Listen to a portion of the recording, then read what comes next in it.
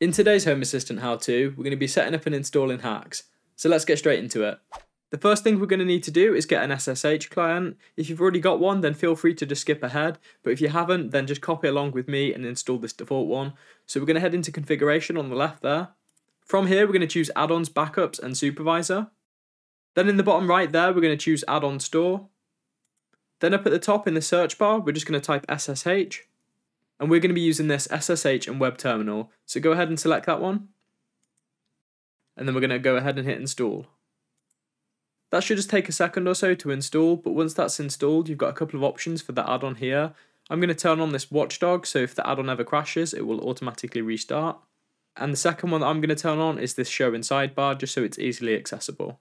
The next thing we need to do is to just set a couple of bits of configuration for the add-on. So up at the top there, if you press configuration, inside the configuration, you'll see this line here, line 10 for password. So you'll need to set a password before you actually start the integration. And this password needs to be secure, so you can't just put password 123. So go ahead and enter a password there.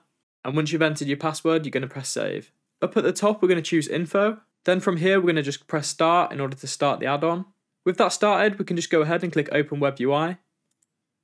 And that should take us to our SSH and web terminal. If for whatever reason your SSH and web terminal didn't open up, if you head back into the add-on and go to the top and choose log, you'll be able to read a detailed log of what happened and you'll find the reason why it didn't start. Carrying on then, we're now going to need to install HACS. In the description below you'll find a URL that you're going to need to copy. Then back over here we're going to need to just paste that in. If when you're pressing Ctrl and V to paste it in, it's not pasting, if you hit Ctrl+Shift and then V, it should paste that in. And with that pasted in, you can go ahead and hit enter. Again, that's just going to take a second to install HACS, but once that's installed, we can go ahead and restart Home Assistant. To do this, we're just going to hit configuration, then settings, and then restart. Once Home Assistant comes back to life, we're going to just need to activate the HACS integration. To do this, we're just going to hit configuration again. Then we're going to choose devices and services. Then in the bottom right corner, we're going to press add integration. And if we just start typing HACS, it should just appear in our list. We then just need to select all the acknowledgement boxes and press submit. The next step is going to be linking HACS with GitHub, so I'm going to be assuming that you've already got a GitHub account set up. If you haven't, then go ahead and set one of those up and then come back to this step. And if you have already got one, then all we're going to need to do is just copy this authorization code here. And with that authorization code copied, we're just going to select the link. And if you're already signed into GitHub, it should just take you straight to this device activation page. And from here, we can just paste that link in and hit continue. All we now need to do is just authorize HACS, and we do this by just pressing this green button. And once you press that, you'll hopefully see this congratulations message.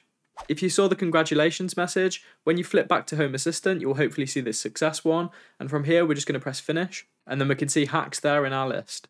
As well as now being in our integrations list, you'll also find HACS in the sidebar. And if you head into HACS, you'll find new bits for your front end, new integrations, new add-ons, and much, much more.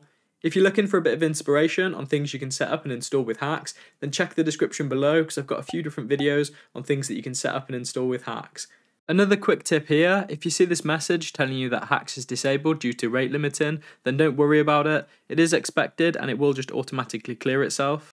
One final thing before we wrap this up, if for whatever reason you can't see HACS or the little HACS icon is white or just not displaying, then it's more than likely just a browser cache issue. And the simplest way to fix this is if you just hit Control and hit F5, that will clear your browser cache, or you can go and manually do that. That will then hopefully show up. And there we go, that's been today's Home Assistant how-to. If you have enjoyed this video, then don't forget to drop me a like. And if you're not already, hit the subscribe button and ding dong the notification bell. You will then be alerted to any future video that I do. So thank you for watching, and I'll catch you in the next one. Cheers.